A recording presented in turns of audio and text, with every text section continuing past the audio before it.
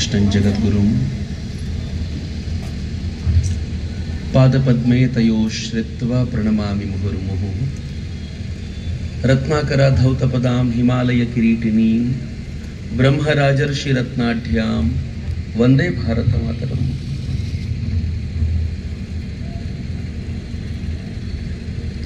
ಪರಮ ಪೂಜ್ಯ ಸ್ವಾಮೀಜಿಯವರಿಗೆ ಅತ್ಯಂತ ಶ್ರದ್ಧೆಯ ನಮನಗಳನ್ನು ಸಮರ್ಪಿಸಿ ಈ ಕಾರ್ಯಕ್ರಮದಲ್ಲಿ ಆಸೀನರಾಗಿರುವಂಥ ನನ್ನೆಲ್ಲ ನೆಚ್ಚಿನ ಕಿತ್ತೂರಿನ ಸಮಸ್ತ ದೇಶಭಕ್ತ ಬಂಧುಗಳಿಗೆ, ಮಾತಾ ಭಗಿನಿಯರಿಗೆ ಶ್ರದ್ಧಾಪೂರ್ವಕ ನಮನಗಳನ್ನು ಸಮರ್ಪಿಸ್ತೇನೆ. ಕಿತ್ತೂರಿನ ನೆಲಕ್ಕೆ ಯಾವಾಗ ಬರಬೇಕಾದರೂ ಸಂತೋಷವೇ. ಈ ಹಿಂದೆ ನಮೋ ಬ್ರಿಗೇಡ್ನ ಆರಂಭದಲ್ಲಿ ನಾವು ಬೈಕ್ ರ್ಯಾಲಿ ಮಾಡಿದಾಗ, ನನ್ನ ಮಿತ್ರ ಏನು ಹೇಳಿದ್ನೋ ಆ ಬೈಕ್ ರ್ಯಾಲಿ ಮಾಡಿದಾಗ ಕಿತ್ತೂರಿಗೆ ಬಂದು ಕಿತ್ತೂರಿನ ಅಕ್ಕಪಕ್ಕದಲ್ಲೂ ಕೂಡ ನಾವು ಅನೇಕ ಹಳ್ಳಿಗಳಿಗೆ ಭೇಟಿ ಮಾಡ್ಕೊಂಡು ಹೋಗುವಂಥ ಅವಕಾಶ ಸಿಕ್ಕಿತ್ತು. ಪ್ರತಿ ಬಾರಿ ಕಿತ್ತೂರಿಗೆ ಬಂದಾಗ ಆ ಒಂದು ಪ್ರೀತಿಯನ್ನ, ಅಭಿಮಾನವನ್ನ ಅನುಭವಿಸೋದು ಯಾಕೆ ಅಂತಂದ್ರೆ ಇದು ಹೋರಾಟದ ನೆಲ ಅನ್ನೋ ಕಾರಣಕ್ಕೋಸ್ಕರ. ಚೆನ್ನಮ್ಮ ಹೋರಾಡಿದ ನೆಲ. ಬಹಳ ಹೆಮ್ಮೆ ಇದೆ ಕಿತ್ತೂರಿಗೆ ಬಂದು. ಏನು ಅಂತಂದ್ರೆ ಈ ದೇಶದ ಪ್ರಥಮ ಸ್ವಾತಂತ್ರ್ಯ ಸಂಗ್ರಾಮ ನಡೆದಿದ್ದು 1857ರಲ್ಲಿ ಅಂತ ಹೇಳ್ತಾರೆ. ಪ್ರಥಮ ಸ್ವಾತಂತ್ರ್ಯ ಸಂಗ್ರಾಮ 1857ರಲ್ಲಿ ಆಯಿತು ಅಂತ. ಆದರೆ ಬ್ರಿಟಿಷರಿಂದ ಸ್ವಾತಂತ್ರ್ಯ ಬೇಕು ಭಾರತಕ್ಕೆ ಅಂತ ಅದಕ್ಕೂ 25 ವರ್ಷಗಳ ಮುಂಚೆ ಯಾವುದಾದ್ರೂ ಭೂಮಿ ಆಲೋಚನೆ ಮಾಡಿದ್ರೆ ಅದು ನಮ್ಮ ಕಿತ್ತೂರಿನ ಭೂಮಿ ಅನ್ನೋದು ನಮಗೆ ಬಹಳ ಹೆಮ್ಮೆಯ ಸಂಗತಿ.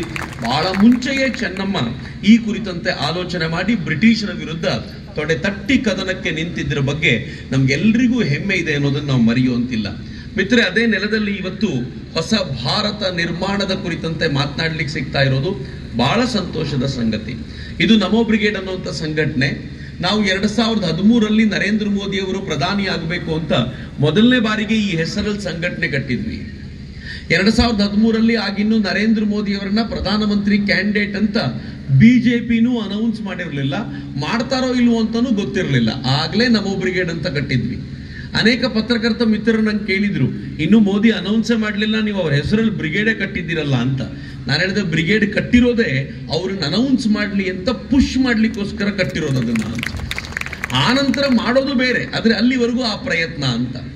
ಎರಡನೇ ಬಾರಿಗೆ ನರೇಂದ್ರ ಮೋದಿ ಅವರ ಈ ಬಿಜೆಪಿ ಸರ್ಕಾರ 5 ಎಲೆಕ್ಷನ್ಗಳ ಚುನಾವಣೆಯಲ್ಲಿ 3 ರಾಜ್ಯಗಳನ್ನು ಸೋತೋದಾಗ, ಮೇಜರ್ ರಾಜ್ಯಗಳನ್ನು ಸೋತೋದಾಗ ಒಂದು ಆತಂಕ ಅನ್ಸಿತ್ತು. ದೇಶದಲ್ಲಿ ಏನಾದ್ರೂ ತೊಂದರೆ ಆಗ್ಬಿಡುತ್ತಾ, ಕರ್ನಾಟಕದಿಂದ ತೊಂದರೆ ಆಗ್ಬಾರ್ದು ಅಂತ ನಾವೊಂದು 6-8 ತಿಂಗಳ ಮುಂಚಿತವಾಗಿಯೇ ಹೋರಾಟಕ್ಕೆ ಧುಮುಕಿದ್ವಿ. 5 ವರ್ಷಗಳ ಮೋದಿಯವರ ಸಾಧನೆಯನ್ನ ತೆಗೆದುಕೊಂಡು ಊರೂರಿಗೆ ಹೋದ್ವಿ. ಪರಿಣಾಮ 25 ಕ್ಷೇತ್ರಗಳಲ್ಲಿ ಬಿಜೆಪಿಗೆ 28ರಲ್ಲಿ 25ಕ್ಕೆ, ಅದರಲ್ಲಿ ಮಂಡ್ಯನೂ ಸೇರಿಸಿದ್ರೆ 26 ಕ್ಷೇತ್ರಗಳಲ್ಲಿ ಗೆಲ್ಲುವಂತಾಯ್ತು. ನಾವು ಅನ್ಕೊಂಡ್ವಿ ಇನ್ನು ಮತ್ತೆ ನಾವೇನು ಓಡಾಡಬೇಕಾದ ಅಗತ್ಯ ಬರಲ್ಲ, ಮೋದಿ ಸಹಜವಾಗಿ ಗೆಲ್ತಾರೆ ಅಂತ. ಆದ್ರೆ ಯಾವಾಗ ಪ್ರಾಬ್ಲಮ್ ಆಯ್ತು ಗೊತ್ತೇನು? ಕರೆಂಟ್ ಫ್ರೀ ಕೊಡ್ತೀನಿ ಎಂದಿದ್ದಕ್ಕೆ ಜನ ವೋಟ್ ಹಾಕಿದಾಗ, ಬಸ್ಸಲ್ಲಿ ಫ್ರೀ ಓಡಾಡ್ಲಿಕ್ಕೆ ಅವಕಾಶ ಸಿಗುತ್ತೆ ಅನ್ನೋದಕ್ಕೆ ವೋಟ್ ಹಾಕಿದಾಗ, 2,000 ರೂಪಾಯಿ ತಿಂಗಳಿಗೆ ಕೊಟ್ಟು ಬಿಡ್ತಾರೆ ಅನ್ನೋದಕ್ಕೆ ವೋಟ್ ಹಾಕ್ತಾರೆ ಅಂತಂದಾಗ ಸ್ವಲ್ಪ ಹೆದರಿಕೆ ಆಯ್ತು. ಬಸ್ಸಲ್ಲಿ ಫ್ರೀ ಕೊಟ್ಟಿದ್ದಕ್ಕೆ ಸಿದ್ದರಾಮಯ್ಯನವ್ರನ್ನ ಮುಖ್ಯಮಂತ್ರಿ ಮಾಡೋದಾದ್ರೆ, ಟ್ರೈನಲ್ಲಿ ಫ್ರೀ ಕೊಟ್ರೆ ರಾಹುಲ್ ಗಾಂಧಿನ ಪ್ರಧಾನಿ ಮಾಡಿಬಿಡ್ತಾರ ಅನ್ನುವಂತ ಆತಂಕಕ್ಕೆ ಚುನಾವಣೆಗೆ 1 ವರ್ಷ ಮುಂಚೆಯೇ ನಮೋ ಬ್ರಿಗೇಡ್ನ ಶುರು ಮಾಡಿ ನಾವು ಊರೂರು ತಿರುಗಾಡ್ತಿದ್ದೀವಿ. ಅದರ ಆಧಾರದ ಮೇಲೆ ಇಲ್ಲಿಗೂ ಕೂಡ ಬಂದಿರೋದು ಅಂತ ನಿಮ್ಮ ಎದುರಿಗೆ ನಿವೇದಿಸಿಕೊಳ್ಳಲಿಕ್ಕೆ ಬಹಳ ಸಂತೋಷ ಇದೆ ನನಗೆ. ಬಹುಶಃ ದೇಶದಲ್ಲಿ ಎಲ್ಲೂ ಕೂಡ ಸ್ವತಃ ನರೇಂದ್ರ ಮೋದಿಯವರು ತಮ್ಮ ಚುನಾವಣಾ ಪ್ರಚಾರ ಆರಂಭಿಸೋಕ್ಕಿಂತ ಮುಂಚೆ ನಮೋ ಬ್ರಿಗೇಡ್ ಅವರ ಪರವಾಗಿ ಚುನಾವಣೆಯ ಪ್ರಚಾರ ಆರಂಭಿಸಿತ್ತು ಅನ್ನೋದು ಬಹಳ ಹೆಮ್ಮೆ ಇದೆ ನನಗೆ ಈ ವಿಚಾರಕ್ಕೆ. ಇನ್ನು ಎರಡನೇದು, ಇದು ಪೊಲಿಟಿಕಲ್ ಪ್ರೋಗ್ರಾಮ್ ಅಂದ್ರೆ ಪೊಲಿಟಿಕಲ್ ಪ್ರೋಗ್ರಾಮ್ ಅಲ್ಲ. ಸ್ವಾಮೀಜಿ ತುಂಬಾ ಚೆನ್ನಾಗಿಯೇ ಹೇಳಿದ್ರು. ಯಾಕೆ ಅಂತಂದ್ರೆ ನಮ್ಮ ಕಾರ್ಯಕ್ರಮದಲ್ಲಿ ಕಾಂಗ್ರೆಸ್ಸಿಗರು ಬರ್ತಾರೆ, ಜನತಾದಳದವರು ಬರ್ತಾರೆ, ಇತರೆ ಪಾರ್ಟಿಗಳವರು ಕೂಡ ನಮ್ಮ ಇದಕ್ಕೆ ಬರೋದ್ರಿಂದ ನನಗನ್ಸುತ್ತೆ ಈ ಬಾರಿ ಇದು ಪೊಲಿಟಿಕಲ್ ಆಗಿ ಉಳಿಯಲ್ಲ. ನನಗೆ ಅನೇಕ ಅನೇಕ ವಿರೋಧಿ ಪಾಳಯದವರು ಹೇಳ್ತಾರೆ, MLA ಎಲೆಕ್ಷನ್ಗೆ ನಾವು ಕಾಂಗ್ರೆಸ್ಸಿಗೆ ಮಾಡಿದ್ವಿ ಸರ್, ಕೇಂದ್ರದ ಎಲೆಕ್ಷನ್ಗೆ ನರೇಂದ್ರ ಮೋದಿಗೆ ಮಾಡ್ತೀವಿ ಅಂತ ಬಹಳ ಸ್ಪಷ್ಟವಾಗಿ ಕಾಂಗ್ರೆಸ್ಸಿಗರು ಹೇಳ್ತಾರೆ. ನಿಮ್ಗೊಂದು ಆಶ್ಚರ್ಯದ ಸಂಗತಿ ಹೇಳ್ತೀವಿ, ಊರಿನ ಹೆಸರು ಹೇಳಲ್ಲ ನಾನು, ಕಾಂಗ್ರೆಸ್ ಅವರು ಆಮೇಲೆ ಅವ್ರ ಮೇಲೆ ಕಠಿಣ ಕ್ರಮ ತಗೊಂಡ್ರೆ ಕಷ್ಟ ಅಂತ. ಆ ಊರಿಗೆ ಇತ್ತೀಚೆಗೆ ಹೋಗಿದ್ದೆ ನಾನು. ಒಂದು ಸಣ್ಣ ಬೈಠಕ್ಕು, ನಾನು ದೇವಸ್ಥಾನಕ್ಕೆ ಹೋದಾಗ ಒಂದಷ್ಟು ಜನ ತರುಣರು ಬಂದ್ರು, ಮಾತಾಡ್ತಾ ಕೂತಿದ್ದೆ. ಆ ದೇವಸ್ಥಾನದ ಪ್ರಮುಖರೊಬ್ರು ಹೇಳಿದ್ರು, ಚಕ್ರವರ್ತಿಯವರೇ ಈ ಬಾರಿ ನರೇಂದ್ರ ಮೋದಿ ಅವರು ಗೆಲ್ಬೇಕು, ಮತ್ತೊಮ್ಮೆ ಆಗಬೇಕು ಅಂತ. ನಾನು ಎಲ್ಲರೂ ಹೇಳ್ದಂಗೆ ಹೇಳ್ತಾರೆ ಅಂದ್ರೆ ಪಕ್ಕದಲ್ಲಿದ್ದ ಹುಡುಗ ತಿವಿದ, ಏನು ಅಂತ ಕೇಳಿದೆ ನಾನು, ಕಾಂಗ್ರೆಸ್ನವರವರು ಅಂತ. ನನ್ನ ಮುಖ ತಿರುಗಿಸಿ ಕೇಳಿದೆ, ಕಾಂಗ್ರೆಸ್ನವರ ನೀವು ಅಂತ. ಅವ್ರೇನಂದ್ರು ಗೊತ್ತಾ? ಹೌದು ಸರ್, ಪಾರ್ಟಿ ಕಾಂಗ್ರೆಸ್ ಇರ್ಬೋದು, ಆದ್ರೆ ದೇಶದ ವಿಚಾರ ಬಂದಾಗ ನಾನು ಭಾರತದವನು, ನನಗೆ ಮೊದಲು ಮೋದಿ, ಉಳಿದಿದ್ದೆಲ್ಲ ಆಮೇಲೆ ಎಂದ್ರು. ನನಗೆ ವಾ ಅನ್ನಿಸ್ತು, ಶಬಾಷ್, ನರೇಂದ್ರ ಮೋದಿ ಯಾವ ಪರಿ ಜನರನ್ನ ಸಂಪಾದಿಸಿದ್ದಾರೆ ಅಂತ ಅನ್ನಿಸ್ತು. ಹೀಗಾಗಿ ಈ ಬಾರಿ ನಾನೊಂದು ವಿಶೇಷವಾಗಿರುವಂತಹ ಯೋಜನೆಯೊಂದಿಗೆ ನಿಮ್ಮೊಂದಿಗೆ ಬಂದಿದ್ದೀನಿ. ನರೇಂದ್ರ ಮೋದಿ ಅವರು ಕಳೆದ 10 ವರ್ಷಗಳಲ್ಲಿ ಏನ್ ಮಾಡಿದ್ರು ಅನ್ನೋದನ್ನ ಅಂಕಿ ಅಂಶ ಸಮೇತವಾಗಿ 10 ವರ್ಷಗಳಲ್ಲಿ ಮಾಡಿರೋದ್ರ 1% ನಿಮ್ಮ ಮುಂದೆ ತೆರೆದಿಡ್ತೀನಿ. ನಂಗೆ ಬಹಳ ಹೆಮ್ಮೆ ಇದೆ.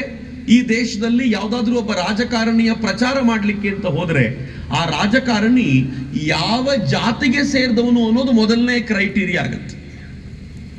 ಅವನ್ ಜಾತಿ ಹೇಳ್ಕೊಂಡೇ ಬರ್ಬೇಕು.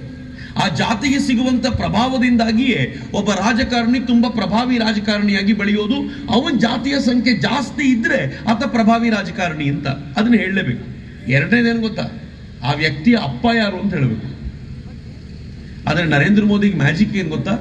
ಅವ್ರ ಜಾತಿ ಯಾವುದು ಅಂತ ಯಾರಿಗೂ ಬಹುತೇಕರಿಗೆ ಗೊತ್ತೇ ಇಲ್ಲ ಈ ದೇಶದಲ್ಲಿ. 2013ರಲ್ಲಿ 1 ವರ್ಷ ಕೆಲಸ ಮಾಡಿದ್ವಿ ನಾವು. ನರೇಂದ್ರ ಮೋದಿ ಅವ್ರ ಜಾತಿ ಯಾವತ್ತೂ ಕೇಳಲೇ ಇಲ್ಲ. 2017-18 ವೇಳೆಗೆ ಆ ಪ್ರಚಾರದ ಸಂದರ್ಭದಲ್ಲಿ ಪ್ರಿಯಾಂಕಾ ವಾಡ್ರಾ ಅಲಿಯಾಸ್ ಪ್ರಿಯಾಂಕಾ ಗಾಂಧಿ ಒಂದ್ ಮಾತು ಹೇಳಿದ್ರು, ನರೇಂದ್ರ ಮೋದಿ ಅವರದು ನೀಚ ಜಾತಿ ಅಂತ. ಆಕೆ ಬೈಗುಳ ಬಳಸಿದ್ದು. ತಕ್ಷಣ ನರೇಂದ್ರ ಮೋದಿ ಹೇಳಿದ್ರು, ನನ್ನ ಜಾತಿ ನೀಚ ಅಂತ ಕರಿಬೇಡಮ್ಮ, ನನ್ನನ್ನು ಬೇಕಿದ್ರೆ ನೀಚ ಅಂತ ಕರಿ, ನನ್ನ ಜಾತಿಯ ಬಗ್ಗೆ ಮಾತನಾಡಬೇಡ ಅಂತ ಒಂದು ಎಚ್ಚರಿಕೆಯಿಂದ ನರೇಂದ್ರ ಮೋದಿ ಕೊಟ್ಟರು. ಮೊದಲನೇ ಬಾರಿಗೆ ಜಾತಿ ಬಗ್ಗೆ ಮಾತನಾಡಿದ್ದು. ಅದಾದ್ಮೇಲೆ ಮತ್ತೆ ಜಾತಿ ಬಗ್ಗೆ ಅವ್ರು ಮಾತಾಡಲಿಲ್ಲ.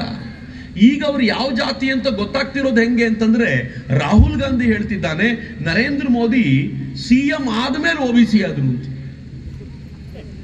ಈಗ ನಮ್ಗೆ ಗೊತ್ತಾಗ್ತಿದೆ ನರೇಂದ್ರ ಮೋದಿ OBC ಇವರು ಅಂತ. ಅಲ್ಲಿವರೆಗೂ ಅದು ಗೊತ್ತಿರಲಿಲ್ಲ. ಜಾತಿ ಹೆಸರು ಹೇಳ್ಕೊಂಡು ಯಾವತ್ತೂ ಬರಲಿಲ್ಲ. ಎರಡನೇದೇನು ಗೊತ್ತಾ? ನಮ್ಮಲ್ಲಿ ಅನೇಕರಿದ್ದಾರೆ ಪ್ರಧಾನಮಂತ್ರಿ ಆಗಬೇಕು ಅಂತ ಬಯಸ್ತಾರೆ. ನಿಮಗೆ ಪ್ರಧಾನಮಂತ್ರಿ ಆಗೋದಕ್ಕೆ ಅರ್ಹತೆ ಏನು ಅಂತ ಕೇಳಿ.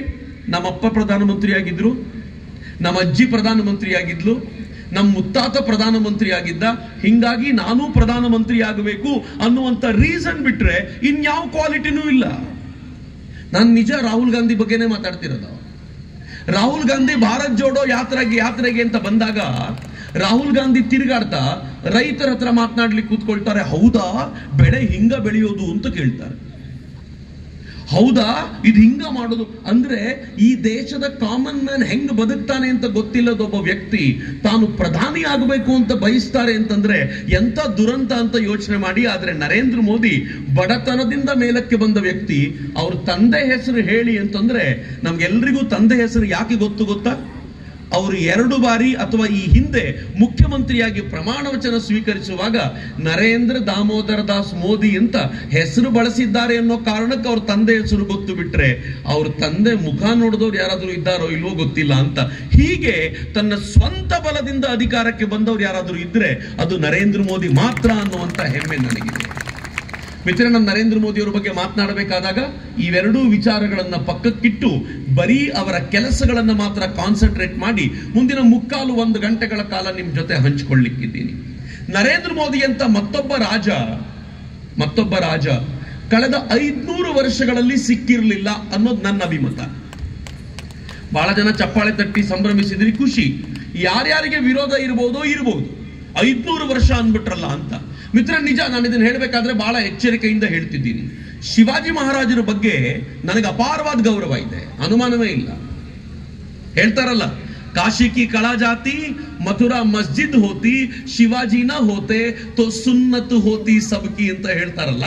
ಹಾಗೆ ಶಿವಾಜಿ ಮಹಾರಾಜರು ಹಿಂದವಿ ಸಾಮ್ರಾಜ್ಯವನ್ನ ಕಟ್ಟೋದಕ್ಕೆ ತಮ್ಮನ್ನು ತಾವು ಧಾರೆ ಎರೆದ್ರು. ಆದ್ರೆ ಮರಾಠ ಸಾಮ್ರಾಜ್ಯ ಎಷ್ಟು ದೊಡ್ಡದಾಗಿತ್ತು ಶಿವಾಜಿ ಮಹಾರಾಜರಿದ್ದಾಗ. ಅದೊಂದು ಚಿಕ್ಕ ಸಾಮ್ರಾಜ್ಯ. ಅದರ ಮೂಲಕ ಕನಸನ್ನು ಕಟ್ಟಿಕೊಟ್ಟವರು ಶಿವಾಜಿ ಮಹಾರಾಜ. ಕೃಷ್ಣದೇವರಾಯರು ಶಿವಾಜಿ ಮಹಾರಾಜರಿಗಿಂತ ಮುಂಚೆ ಒಂದು ಸಮರ್ಥವಾಗಿರುವಂತಹ ಹಿಂದೂ ಸಾಮ್ರಾಜ್ಯವನ್ನ ಕಟ್ಟಿದ್ರು. ಆದ್ರೆ ಅದು ಕೂಡ ಇಷ್ಟು ದೊಡ್ಡ ಭಾರತವಾಗಿರಲಿಲ್ಲ. ಆದರೆ ನರೇಂದ್ರ ಮೋದಿ ಇಷ್ಟು ದೊಡ್ಡ ಭಾರತವನ್ನ ಕೈಗೆ ತಗೊಂಡ್ರು ಮತ್ತು ಇವತ್ತು ನಮಗೊಂದು ವಿಶ್ವಾಸ ಮೂಡಿಸಿದ್ದಾರೆ. ಈ ಭಾರತವನ್ನ ನನ್ನ ಅಧಿಕಾರ ಮುಗಿಯೋದ್ರ ವೇಳೆಗೆ ಇನ್ನೂ ದೊಡ್ಡದ್ದು ಮಾಡ್ತೀನಿ ಅಂತ ಯಾರಾದ್ರೂ ವಿಶ್ವಾಸ ಕೊಟ್ಟಿದ್ರೆ ಅದು ನರೇಂದ್ರ ಮೋದಿ ಕೊಟ್ಟಿರೋ ವಿಶ್ವಾಸ. ಬರೆದಿಟ್ಕೊಳ್ಳಿ, ಭಾರತ ಇನ್ನೂ ದೊಡ್ಡದ್ದಾಗುತ್ತೆ, ಅನುಮಾನ ಇಲ್ಲ. ಆದ್ರೆ 500 ವರ್ಷ ಅಂತ ಯಾಕೆ ಬಳಸ್ದೆ ನಾನು ಅಂತಂದ್ರೆ, 500 ವರ್ಷಗಳ ಹೋರಾಟದ ನಂತರ ಈ ಮಂದಿರ ನಿರ್ಮಾಣ ಆಗಿದೆಯಲ್ಲ, ಈ ಮಂದಿರ ನಿರ್ಮಾಣ ಆಗೋದಕ್ಕೆ ಕಾರಣರಾದವರು ನರೇಂದ್ರ ಮೋದಿ ಅಂತಂದ್ರೆ 500 ವರ್ಷಗಳಲ್ಲಿ ಇಂಥ ಮತ್ತೊಬ್ಬ ರಾಜ ಬಂದಿರಲಿಲ್ಲ ಅಂತ ಅರ್ಥ. ಮಿತ್ರ, ಅಯೋಧ್ಯೆ ಈ ತರದ ಒಂದು ದರ್ಶನವನ್ನು ನಮ್ಗೆ ಕೊಟ್ಟಂತ ಅದ್ಭುತವಾಗಿರುವಂತ ಮಂದಿರ. ಅಯೋಧ್ಯೆ ಯಾಕೆ ವಿಶಿಷ್ಟ ಅಂತ ನಾನು ಹೇಳ್ತೀನಿ ಅಂತಂದ್ರೆ, 500 ವರ್ಷಗಳ ಕಾಲ ಅದಕ್ಕೋಸ್ಕರ ಕಾದಿದ್ದೀವಿ. ಲಕ್ಷಾಂತರ ಜನ ಅದನ್ನ ವಾಪಸ್ ಪಡ್ಕೊಳ್ಬೇಕು ಅನ್ನೋ ಕಾರಣಕ್ಕೋಸ್ಕರ ಬಲಿದಾನ ಮಾಡಿದ್ದಾರೆ. 1990ರಲ್ಲಿ ಕರಸೇವೆಗೆ ಅಂತ ಹೋಗಿರುವಂತ ಹಿಂದೂ ರಾಮ ಭಕ್ತರ ಮೇಲೆ ಅವತ್ತಿನ ಗವರ್ನಮೆಂಟು ಗೋಲಿಬಾರ್ ಮಾಡಿಸಿ 100 ಜನರನ್ನು ಕೊಂದು ಹಾಕಿದೆ. ಲಕ್ಷಾಂತರ ಜನ ಈ ಮಂದಿರ ಆಗಬೇಕು ಅಂತ ಬಲಿದಾನ ಮಾಡಿದ್ದಾರೆ. 100 ಹೋರಾಟಗಳು ನಡೆದಿವೆ.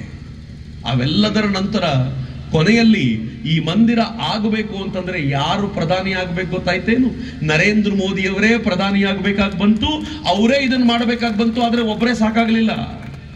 ಉತ್ತರ ಪ್ರದೇಶದಲ್ಲಿ ಅವರು ಟ್ರಸ್ಟೆಡ್ ಲೆಫ್ಟಿನೆಂಟ್ ಒಬ್ರು ಇದ್ರು, ಅದು ಯೋಗಿ ಆದಿತ್ಯನಾಥ ರೂಪದಲ್ಲಿದ್ರು. ಇವರಿಬ್ರು ಸೇರ್ಕೊಂಡು ಮಾಡಿದ್ರು. ಹೆಂಗೆ ಇವರಿಬ್ರು ಮಾಡಿದ್ರು ಗೊತ್ತೇನು? ಈ ಮಂದಿರ ಮೊದಲಿದ್ದ ಮಂದಿರವನ್ನ ಒಡೆದು ಆ ಜಾಗದಲ್ಲಿ ಒಂದು ಕಟ್ಟಡವನ್ನ ಕಟ್ಟಲಾಗಿತ್ತು ಅಂತ ಎಲ್ರಿಗೂ ತುಂಬಾ ಚೆನ್ನಾಗಿ ಗೊತ್ತಿತ್ತು. ಆದ್ರೆ ಆ ಕಟ್ಟಡದ ಕುರಿತಂತೆ archaeological survey of India report ಕೊಟ್ಟ ನಂತರವೂ ಕೂಡ ನ್ಯಾಯಾಲಯಗಳಿಗೆ ಅದರ ಕುರಿತಂತೆ ಧೈರ್ಯವಾಗಿ ವರ್ಡಿಕ್ಟ್ ಕೊಡುವಂತ ಧೈರ್ಯ ಇರಲಿಲ್ಲ. ಯಾಕೆ ಅಂತಂದ್ರೆ ಈ ದೇಶದಲ್ಲಿ ಮುಸಲ್ಮಾನರು ದಂಗೆ ಎದ್ದು ಬಿಟ್ರೆ ಅದನ್ನು ಕಂಟ್ರೋಲ್ ಮಾಡ್ಲಿಕ್ಕೆ ಆಗದೆ ಹೋದ್ರೆ ಒಂದು ಮಂದಿರಕ್ಕೋಸ್ಕರ ದೇಶದಲ್ಲಿ ಬೆಂಕಿ ಹತ್ತತ್ತಲ್ಲ ಅಂತ ಸುಮ್ಮನಿದ್ರು. ಕೋರ್ಟಿಗೆ ನರೇಂದ್ರ ಮೋದಿ ಮತ್ತು ಯೋಗಿ ಆದಿತ್ಯನಾಥ್ ಹೇಳಿದ್ರು, ನಿಮಗೆ ಏನ್ ಸತ್ಯ ಅನ್ಸುತ್ತೋ ಅದು ಕೊಡಿ, ದಂಗೆಯಾಗದಂತೆ ನಾವು ನೋಡ್ಕೊಳ್ತೀವಿ ಅಂತ ಒಂದು ಮಾತು ಹೇಳಿದ್ದಷ್ಟೇ ಈ ಮಂದಿರ ಪೂರ್ಣ ಪ್ರಮಾಣದಲ್ಲಿ ಇವತ್ತು ನಮ್ಮ ಎದುರಿಗೆ ನಿಂತಿದೆ. ನಂಗೆ ಬಹಳ ಹೆಮ್ಮೆ ಅನ್ಸುತ್ತೆ. ಆದ್ರೆ ಕಾಂಗ್ರೆಸ್ಸಿಗರಿಗೆ ಒಂದು ಕೋಪ ಇದೆ. ಕೋಪ ಏನ್ ಗೊತ್ತೇನು? ಈ ಮಂದಿರದ ಒಟ್ಟಾರೆ ಕ್ರೆಡಿಟ್ ಅನ್ನ ಬಿಜೆಪಿ ತಗೋತಾ ಇದೆ ಅಂತ. ನಾನು ಬಿಜೆಪಿ ಕಾಂಗ್ರೆಸ್ ಅಂತ ಮಾತಾಡ್ಲಿಕ್ಕೆ ಹೋಗಲ್ಲ. ಆದ್ರೆ ಕಾಂಗ್ರೆಸ್ಸಿಗರು ಹೇಳೋ ಪ್ರಶ್ನೆಗೆ ಉತ್ತರ ಕೊಡಬೇಕು ಅನ್ನೋ ಕಾರಣಕ್ಕೋಸ್ಕರ ಹೇಳ್ತಿರೋದಷ್ಟೇ. ಈ ಒಟ್ಟಾರೆ ಮಂದಿರದ ಕ್ರೆಡಿಟ್ ಅನ್ನ ಬಿಜೆಪಿ ತಗೋತಾ ಇದೆ ಅಂತ ಅವ್ರು ಹೇಳ್ತಾರೆ. ನನಗೊಂದಷ್ಟು ಪ್ರಶ್ನೆ ಇದೆ, ಉತ್ತರ ನೀವೇ ಕೊಡಬೇಕು. ಈ ರಾಮ ಮಂದಿರದ ನಿರ್ಮಾಣಕ್ಕೋಸ್ಕರ ರಥಯಾತ್ರೆ ಮಾಡಿದ್ದು ಬಿಜೆಪಿನ ಕಾಂಗ್ರೆಸ್? ಜೋರಾಗಿ ಹೇಳಿ, ಯಾವುದು? ರಥಯಾತ್ರೆ ಮಾಡಿದ್ದು ಬಿಜೆಪಿ, LK ಅಡ್ವಾಣಿಯವರು. ಎರಡನೇ ಪ್ರಶ್ನೆ, ರಾಮ ಮಂದಿರದ ಹೋರಾಟದ ಹಾದಿಯಲ್ಲಿ ಆ ಕಟ್ಟಡವನ್ನು ಉರುಳಿಸಿದಾಗ ಒಬ್ಬ ಮುಖ್ಯಮಂತ್ರಿ ರಾಜೀನಾಮೆ ಕೊಟ್ಟರು, ಕಲ್ಯಾಣ್ ಸಿಂಗ್ ಅವರು. ಅವರು ಬಿಜೆಪಿಗೆ ಸೇರಿದವರು, ಕಾಂಗ್ರೆಸ್ಗೆ ಸೇರಿದವರು? ಯಾವ ಪಾರ್ಟಿಗೆ? ಶಬಾಷ್. ಈ ಇಡೀ ರಾಮ ಮಂದಿರದ ಹೋರಾಟದಲ್ಲಿ ಆರೋಪಿತರು ಯಾರ್ಯಾರು ಅಂತಂದ್ರೆ ಲಾಲ್ ಕೃಷ್ಣ ಅಡ್ವಾಣಿ, ಮುರಳಿ ಮನೋಹರ್ ಜೋಶಿ, ಉಮಾ ಭಾರತಿ, ಈ ಎಲ್ಲ ಲೀಡರ್ಗಳು ಬಿಜೆಪಿಯವರು, ಕಾಂಗ್ರೆಸ್ ಅವರು? ಶಬಾಷ್. ಹಿಂದೂಗಳ ಪರವಾಗಿ ಸರ್ವೋಚ್ಚ ನ್ಯಾಯಾಲಯದಲ್ಲಿ ಹೋರಾಟಕ್ಕೆ ಬೇಕಾದ ಎಲ್ಲ ವ್ಯವಸ್ಥೆಯನ್ನು ರೂಪಿಸಿದ ರವಿಶಂಕರ್ ಪ್ರಸಾದ್ ಅವರು ಬಿಜೆಪಿಯವರು, ಕಾಂಗ್ರೆಸ್ ಅವರು? ಬಿಜೆಪಿ. ಕೊನೆಯದಾಗಿ ಈ ಎಲ್ಲ ಕಾನೂನು ತೊಡಕುಗಳನ್ನು ನಿವಾರಿಸಿ ಮಂದಿರ ಆಗಬೇಕು ಅಂತ ಹಠ ಹಿಡಿದು ನಿಂತಂತ ಮೋದಿ ಮತ್ತು ಯೋಗಿ ಬಿಜೆಪಿಯವರು, ಕಾಂಗ್ರೆಸ್ ಅವರು? ಶಬಾಷ್. ಎಲ್ಲ ಬಿಜೆಪಿಯವರು ಮಾಡಿದ್ದಾರೆ ಮತ್ತು ಕಾಂಗ್ರೆಸ್ಸಿಗೆ ಇದರಲ್ಲಿ ಬೇಕಾಗಿರೋದು? ಎಲ್ಲ ಬಿಜೆಪಿಯವರು ಮಾಡಿದ ಮೇಲೆ ಕಾಂಗ್ರೆಸ್ಸಿಗರು ಬಿಜೆಪಿ ಇದರ ಕ್ರೆಡಿಟ್ ತಗೊಳುತ್ತೆ ಅಂತ ಹೇಳೋದಾದ್ರೂ ಯಾಕೆ? ಮಿತ್ರ, ಇಷ್ಟರಲ್ಲೂ ಕಾಂಗ್ರೆಸ್ನವ್ರು ಮಾಡಿದ್ದೇನು ಗೊತ್ತಾ? ಇಲ್ಲಿ ಯಾರಾದ್ರೂ ಕಾಂಗ್ರೆಸ್ ಅವರು ಇದ್ರೆ ಬೇಜಾರು ಮಾಡ್ಕೋಬೇಡಿ, ಅಥವಾ ಈ ಕಾರಣಕ್ಕೋಸ್ಕರ ಬೇಜಾರು ಮಾಡ್ಕೊಳ್ಳಿ ಅಂತ ನಾನು ಕೇಳ್ಕೊಳ್ತೀನಿ. ಈ ರಾಮ ಮಂದಿರ ಆಗಬಾರದು ಅಂತ 26 ವಕೀಲರನ್ನ ಕೋರ್ಟ್ ನಲ್ಲಿ ನೇಮಿಸಿ ಆ 26 ವಕೀಲರ ಲೀಡರ್ ಆಗಿ ಕಪಿಲ್ ಸಿಬಲ್ ಅನ್ನುವಂತ ಕಾಂಗ್ರೆಸ್ ನಾಯಕರನ್ನ ನೇಮಿಸಿದ್ರಲ್ಲ, ಇದು ಕಾಂಗ್ರೆಸ್ ಮಾಡಿದ್ದು. ಆಯ್ತು, ಅಯೋಧ್ಯೆಯ ರಾಮ ಮಂದಿರದ ಕ್ರೆಡಿಟ್ ನ ಬಿಜೆಪಿ ತಗೊಳ್ತು ಅನ್ನೋದಾದ್ರೆ ನಾನು ಕಾಂಗ್ರೆಸ್ನವ್ರಿಗೊಂದು ಮುಕ್ತ ಆಹ್ವಾನ ಕೊಡ್ಲಿಕ್ಕೆ ಇಚ್ಛೆ ಪಡ್ತೀನಿ. ಒಂದು ಕೆಲಸ ಮಾಡಿ, ಮಥುರಾದ ಕೃಷ್ಣ ಮಂದಿರ ಇನ್ನೂ ಆಗಲಿಲ್ಲ, ತಾಕತ್ತಿದ್ರೆ ಲೀಡ್ ತಗೊಳ್ಳಿ, ಮಥುರೆಯಲ್ಲಿ ಕೃಷ್ಣನ ಮಂದಿರ ಮಾಡಿ.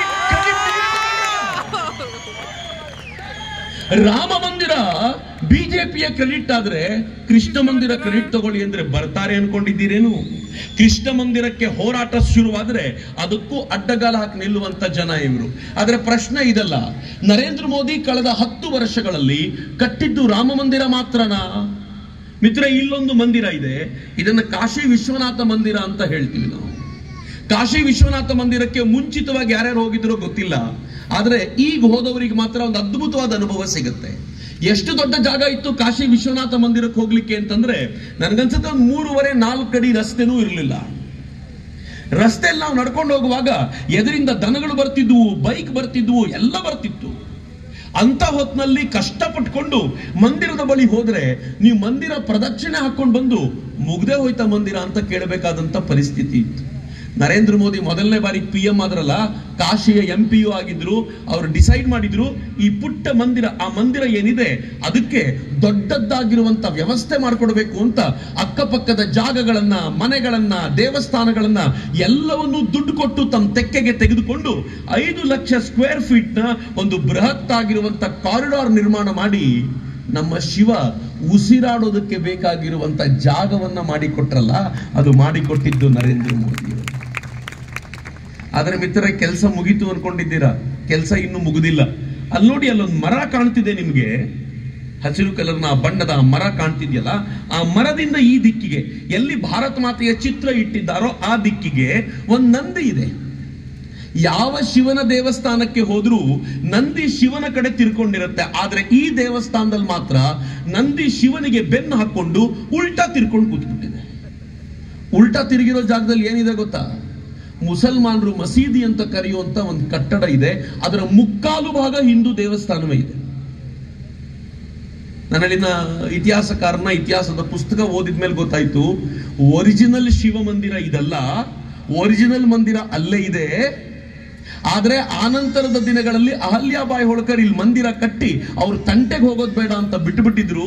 ಅವರೆಲ್ಲರೂ ಬಿಟ್ಟರು ಕೂಡ ಆ ನಂದಿ ಮಾತ್ರ ಇನ್ನೂ ಬಿಟ್ಟಿಲ್ಲ.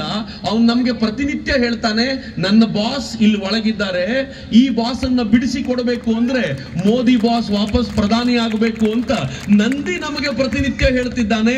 ನಾವು ಕೇಳಿಸ್ಕೊಳ್ಳಿಲ್ಲ ಅಂದ್ರೆ ತಪ್ಪಾಗುತ್ತೆ ಮಿತ್ರರೇ. ಅದೇನೋ ಗೊತ್ತಿಲ್ಲ, ನರೇಂದ್ರ ಮೋದಿ ಅವರು ಪ್ರಧಾನಿಯಾಗಿ ಇಷ್ಟೆಲ್ಲ ಪ್ರಯತ್ನ ಮಾಡಿದ ನಂತರ ಈಗ ಅಲ್ಲಿರುವಂತ ಶಿವಲಿಂಗ ತನ್ನಂತಾನು ತೋರಿಸಿಕೊಂಡಿದೆ. ಇಷ್ಟು ದಿನ ಶಿವಲಿಂಗ ಮಾತಾಡಿರಲಿಲ್ಲ. ಕಳೆದ 1 ವರ್ಷದ ಹಿಂದೆ ಆ ಮುಸಲ್ಮಾನರು ಕಾಲ್ ತೊಳ್ಕೊಳ್ಳಿಕ್ಕಿದ್ದಂತ ಜಾಗದ ನಡುವೆ ಒಂದು ಶಿವಲಿಂಗದ ತರದ ಆಕೃತಿ ಇತ್ತು. ಆರ್ಕಿಯಾಲಜಿಕಲ್ ಸರ್ವೆ ಆಫ್ ಇಂಡಿಯಾ ಹೇಳ್ತು ಇದೇ ಶಿವಲಿಂಗ ಇರಬಹುದು ಅಂತ. ಕಾಲ್ ತೊಳ್ಕೊಳ್ತಾ ಇದ್ರು ಆ ತೊಟ್ಟಿನಲ್ಲಿ ಅವರೆಲ್ಲ. ಆ ಶಿವಲಿಂಗವನ್ನ ಇವಾಗ ಹೊರಗೆ ತೆಗೆಯಲಾಗಿದೆ, ಅದನ್ನ ಕಾಪಾಡಬೇಕು ಅಂತ ಪ್ರಯತ್ನ ಮಾಡಲಾಗ್ತಿದೆ. ಅಂದ್ರೆ ಇನ್ನು ಬರಲಿರೋ ದಿನಗಳಲ್ಲಿ ಒರಿಜಿನಲ್ ವಿಶ್ವನಾಥ ಮಂದಿರ ಕೂಡ ನಮಗೆ ಓಪನ್ ಆಗುತ್ತೆ ಅಂತಂದ್ರೆ ಅದು ನರೇಂದ್ರ ಮೋದಿಯಿಂದ ಮಾತ್ರ ಸಾಧ್ಯ. ಎಂತ ಅದ್ಭುತವಾದ ಕೆಲಸ ಮಾಡಿದ್ರು ನರೇಂದ್ರ ಮೋದಿ. ಹಾಗಂತ ಬರೀ ವಿಶ್ವನಾಥ ಅಲ್ಲ ಮಿತ್ರ, ಇದು ಕೇದಾರನಾಥ. ನೆನಪು ಮಾಡ್ಕೊಳ್ಳಿ, 2013ರಲ್ಲಿ ಕೇದಾರನಾಥಕ್ಕೆ ಭಯಂಕರ ಪ್ರವಾಹ ಬಂದಿತ್ತು.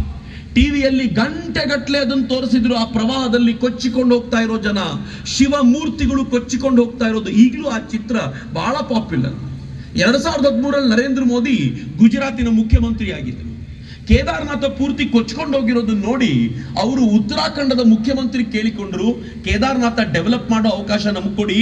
ಕೇಂದ್ರದ ಸರ್ಕಾರ, ಕಾಂಗ್ರೆಸ್ ಸರ್ಕಾರ ಮಾಡೋದಿಲ್ಲ, ನನಗಾದ್ರೂ ಬಿಟ್ಕೊಡಿ, ಡೆವಲಪ್ ಮಾಡ್ತೀನಿ ಅಂತ. ಉತ್ತರಾಖಂಡದ ಕಾಂಗ್ರೆಸ್ ಮುಖ್ಯಮಂತ್ರಿ ಬಹಳ ಖುಷಿಯಾಗಿ ಹೇಳಿದ್ರು, ಒಳ್ಳೆ ಕೆಲಸ ನೀವು ಮಾಡಿ ಅಂತ ಪ್ರೆಸ್ ಮೀಟು ಮಾಡಿದ್ರು. ಸೋನಿಯಾ ಗಾಂಧಿ ಅವರು ಮುಖ ಕೆಂಪಾಗಿತ್ತು. ಅವನೊಬ್ಬ CM ಯಾಕ್ರಿ ಮಾಡಬೇಕು? ಕೇದಾರನಾಥದ ಡೆವಲಪ್ಮೆಂಟ್ ಮಾಡಿದ್ರೆ PM ಮಾಡಬೇಕು, ಇಲ್ಲ ಯಾರು ಮಾಡಬಾರದು. CMಗೆ ಮಾಡ್ಲಿಕ್ಕೆ ಅಧಿಕಾರ ಇಲ್ಲ ಅಂತ ಹೇಳಿ CM ಅನ್ನ ಪಕ್ಕಕ್ಕಿಟ್ರು.